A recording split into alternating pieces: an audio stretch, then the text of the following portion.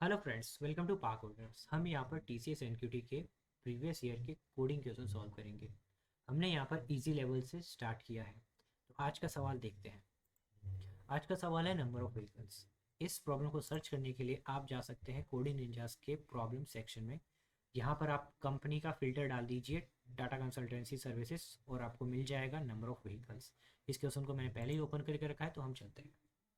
Number of vehicles इस question में दिया क्या गया है कि आप एक स्टेट के मेयर हैं और आपको ये पता करना है कि आप अपने स्टेट में कितने मैक्सिमम नंबर ऑफ व्हीकल्स को रजिस्टर कर सकते हैं। अब व्हीकल का नंबर रजिस्टर कैसे होगा, उसका फॉर्मेट देखते हैं। इसका फॉर्मेट होगा एस टी, जो भी स्टेट है मेयर का उसका नाम, फिर आएंगे टू डिजिट नंबर। ये two digit number number of district होंगे जो उस मेयर के अंडर में आते हैं। फिर आएगा दो character, A B, B C, C D, anything. फिर आएगा चार डिजिट नंबर। ये चार डिजिट नंबर, हर एक डिजिट 0 से 9 तक जा सकता है। जैसे फर्स्ट है तो उसकी जगह पे 0 से 9 तक कोई भी डिजिट आ सकता है। 0 1 2 3 4 5 6 7 8 9। फिर 2 पे भी ऐसा हो सकता है, 3 पे भी ऐसा हो सकता है, और 4 पे भी ऐसा हो सकता है। हमें बस ये पता करना है कि कितने मैक्सिमम नंबर ऑफ व्हीकल्स हम रजिस्टर कर सकते हैं, मतलब कितने मैक्सिमम नंबर ऑफ व्हीकल के नंबर हम जनरेट कर सकते हैं। इस क्वेश्चन में हमें दिया क्या रहेगा, इनपुट्स। इनपुट्स की बात कर लेते हैं। इनपुट्स की बात की जाए तो यहाँ पर डिस्ट्रिक्ट काउंट दिया जाएगा। ये डिस्ट्रिक्ट काउंट काफ़ी लंबा चौड़ा वर्ड है, तो मैं इसको थोड़ा छोटा कर देता हूँ। मैं इसको सिर्फ डी कर देता हूँ, D for district. Okay, then ये डी क्या होगा, ये बताएगा कि कितने नंबर ऑफ डिस्ट्रिक्ट हैं। ठीक है। फिर बाद में जो हमें चाहिए होगा वो डिजिट, दो कैरेक्टर चाहिए होगा। और ये कैरेक्टर के लिए इन लोगों ने क्या इनपुट में दिया है, अल्फा वन और अल्फा टू दिया है। मतलब इन लोगों ने ए कैरेक्टर का रेंज दिया होगा, जैसे कि ए टू सी दिया होगा। अल्फा वन ए होगा, अल्फा टू सी होगा। तो इससे क्या पता चलता है कि हमारा जो फर्स्ट फर्स्ट कैरेक्टर है वो ए बी सी तीनों में से आ सकता है। जैसे कि अल्फा वन, ये अल्फा वन भी काफ़ी बड़ा लग रहा है, इसको मैं ए वन कर देता हूँ।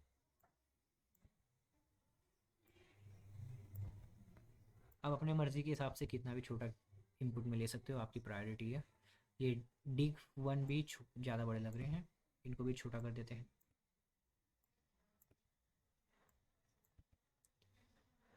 Okay, so let get started.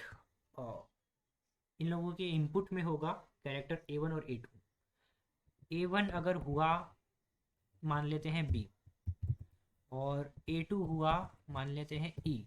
तो हमारा जो पहला कैरेक्टर है ना, वो बी से ई के बीच में आ सकता है। बी से ई के बीच में कितने कैरेक्टर हो सकते हैं, बी, सी, डी, ई, चार कैरेक्टर पॉसिबल है।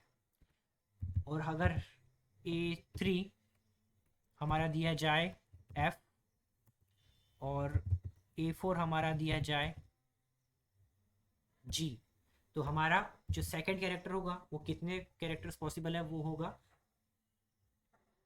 एफ जी, एफ और जी, दो कैरेक्टर पॉसिबल है। ओके, तो इस तरीके से हम जो दो बीच के कैरेक्टर बनने वाले हैं वो पता कर सकते हैं कितने नंबर ऑफ कैरेक्टर्स पॉसिबल है। ठीक है, अब फिर आगे चलते हैं, बढ़ते हैं इस क्वेश्चन में। तो इस क्वेश्चन में दिया गया है, ये इन नंबर्स के लिए इन लोगों ने डायरेक्टली चार डिजिट्स दी गई है। जैसे कि अगर डिजिट्स दी जाए 4 5 6 7, तो हमारे जो डिजिट्स पॉसिबल हैं वो हो जाएंगे 0 to 4,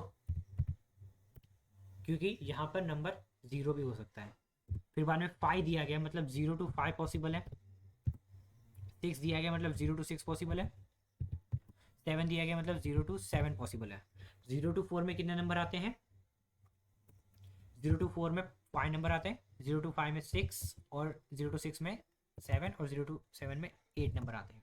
तो आप अगर अब यहाँ पर देख रहे हैं, तो हमें जो आंसर निकालना होगा ना, उसके लिए हमें क्या चाहिए होगा, सबसे पहले डिस्ट्रिक्ट कितनी है, कितने डिस्ट्रिक्ट के लिए कर रहे हैं।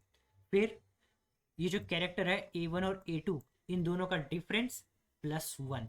यहाँ पर बी और ई को अगर हम माइनस करते हैं, ई में से बी को माइनस करते हैं, तो हमें मिलता है 3।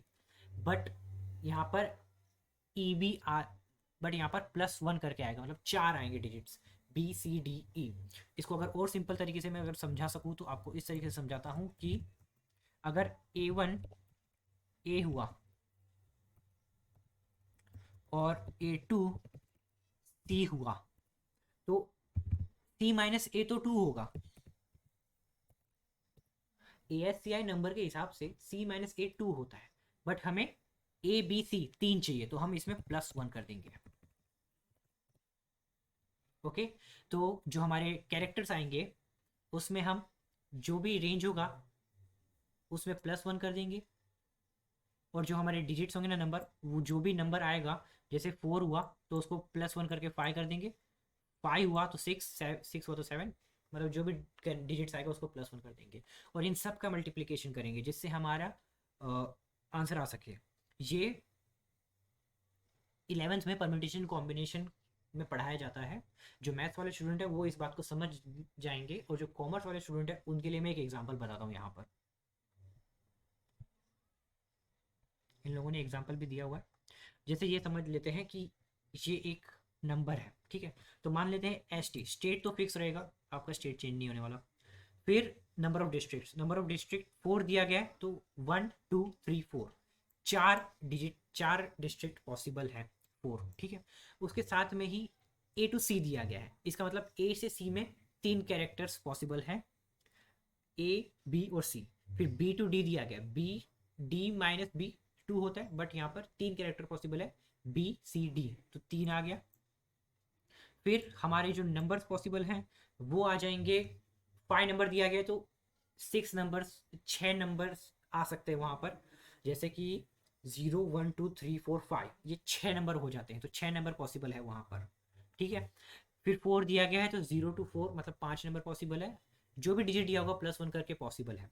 तो यहाँ पर अगर देखा जाए तो अगर लास्ट डिजिट पे 0 आ गया, फिर 1 आ गया, फिर 2 आ गया, या फिर 3 आ सकता है, या फिर 4 आ सकता है, मतलब 5 नंबर यहाँ पर पॉसिबल है, 4 नंबर यहाँ पर पॉसिबल है, 5 4 20, फिर यहाँ पर 5 नंबर पॉसिबल है, ठीक है। ये किस तरीके ये मल्टीप्लाई क्यों हो रहा है इसका सेंस में अगर बताऊं, तो अगर समझ लीजिए कि लास्ट में हमारा आ गया 5, ठीक है, फिर आ गया 4, ठीक है, तो बट इसके अलावा क्या हो सकता था आपको मैं बता सकता हूँ। यहाँ पर हमारा जैसे 54 आया, 45 आया, वैसे वहाँ पर हमारा 4 और स्टार्टिंग में हो सकता था 4, और फिर 3, और हो सकता था 4, या तो फिर 4 और हो सकता था 2, या तो फिर 4 और फिर हो सकता था 1, या फिर 4 फिर हो सकता था 0। जैसे कितने नंबर पॉसिबल हो गए, 1 2 3 4 5 6, ठीक है। उसी तरीके से आगे वाला डिजिट भी एक कम हो सकता है, जैसे 3 और 5 हो सकता है, फिर 3 और 4 हो सकता है, फिर 3 और 3 हो सकता है, फिर 3 और 2 हो सकता है, 3 और 1 हो सकता है, 3 और 0 हो सकता है। तो कितने हो गए, 1 6 6 12 हो गए। उसी तरीके से और क्या हो सकता है, मतलब कि आगे वाली डिजिट्स एक एक कम हो जाएगी, और पीछे वाले डिजिट्स के लिए वो सारे एक एक नंबर आ जाएंगे। उसी तरीके से जितने भी पॉसिबल है ना रेंज, वो सारे के सारे मल्टीप्लाई होंगे एक दूसरे के साथ में। इसको मैं सिर्फ आपको और समझाऊं तो 2 से भी समझा देता हूँ, 2 टू 4, 2 टू 3, 2 टू 2, 2 से 1, 2 से 0, और फिर 1 से समझाऊं तो 1 5, 1 4 पॉसिबल है, 1 3 पॉसिबल है, 1 2 पॉसिबल है, 1 1 पॉसिबल है, और 1 0 पॉसिबल है, और फिर 0 5 पॉसिबल है, 0 4 पॉसिबल है, 0 3 पॉसिबल है, 0 2 पॉसिबल है, 0 1 और 0 0 पॉसिबल है। तो यहाँ पर अगर सिर्फ 2 डिजिट्स हमें बनानी होती, लास्ट की सिर्फ 2 डिजिट्स बनानी होती नंबर जैसे कि, तो हमारे पास कितनी पॉसिबल, और वहाँ पर हमारे पास नंबर दिए जाते हैं 4 और 5, तो उसके लिए हमारे पास कितने पॉसिबल चीज़ है, 1 2 3 4 5 6, 6, और फिर 1 2 3 4 5, तो कितना हुआ ये 6 स्टार 5 इक्वल्स टू 30 पॉसिबल है। तो उसी तरीके से अगर हमारे पास लास्ट में अगर लास्ट 2 डिजिट्स की बात की, अगर 4 और 5 दिया गया है, तो हम क्या बना सकते हैं, 4 + 1, ये क्या होगा, 4 4 + 1 स्टार 5 + 1, जो कि हो जाएगा 5 स्टार 6 इक्वल्स टू 30 पॉसिबल है। उसी तरीके से अगर ये 3 डिजिट हुआ तो आगे वाला नंबर भी मल्टीप्लाई हो जाएगा, फिर अगर उस 4 डिजिट हुआ तो उसके आगे नंबर वाला भी मल्टीप्लाई हो जाएगा, मतलब जितना उसका रेंज है। उसी तरीके से कैरेक्टर्स में भी जितने भी रेंज पॉसिबल है वो सारे मल्टीप्लाई होते जा रहे हैं। ऐसे करके हमारा पूरा एक आंसर आएगा। ये इसका एक्सप्लेनेशन पार्ट हुआ। अब अगर इसको मेरे को कोड करना है तो मुझे क्या करना होगा, मेरे को जितने भी नंबर ऑफ डिस्ट्रिक्ट्स है उस इसमें मैं डायरेक्टली रिटर्न कराऊंगा। जो भी मेरे डिस्ट्रिक्ट है ना डी, उसको मैं मल्टीप्लाई करूंगा किससे, कैरेक्टर 1 के रेंज से। कैरेक्टर 1 की रेंज क्या है, A2 माइनस A1 प्लस 1 है। A2 माइनस A1 प्लस 1, ये मैं आपको एक्सप्लेन कर चुका हूँ क्यों आ रहा है ऐसा। और जो हमारा सेकंड डिजिट है उसकी रेंज होगी A3 से A4 तक। तो उसकी रेंज निकालने के लिए A4 माइनस A3 करेंगे प्लस 1, फिर स्टार करेंगे, जाते हैं डिजिट्स पे। जो हमारा फर्स्ट डिजिट्स हो सकता है ना वो D1 हो सकता है, और D1 प्लस 1 होगा क्योंकि ज़ीरो भी हम काउंट करके चलेंगे। और फिर जो हमारा सेकंड डिजिट होगा वो D2 होगा, D2 प्लस 1 उसकी रेंज। फिर थर्ड डिजिट D3 प्लस 1, फिर फोर्थ डिजिट D4 प्लस 1। अब इसको हम रन करा के देख लेते हैं और देखिए सारे टेस्ट केस पास। अगर आपको फिर भी ये समझ नहीं आया तो आप इस वीडियो को शुरू से देखिए। जो मैथ्स वाले बच्चे हैं वो तो समझ ही गए होंगे, जो कॉमर्स वाले हैं उनको वो जो एक्सप्लेनेशन वाला पार्ट है उसे वो फिर से देखना चाहिए। और एक बार समझ में नहीं आया तो दूसरी बार देखो यार, वीडियो पड़ा है यूट्यूब पे। और वैसे भी आजकल दिन का 1.5 GB मिलता है, मस्त उड़ाओ, समझो, सीखो। चलो बाय।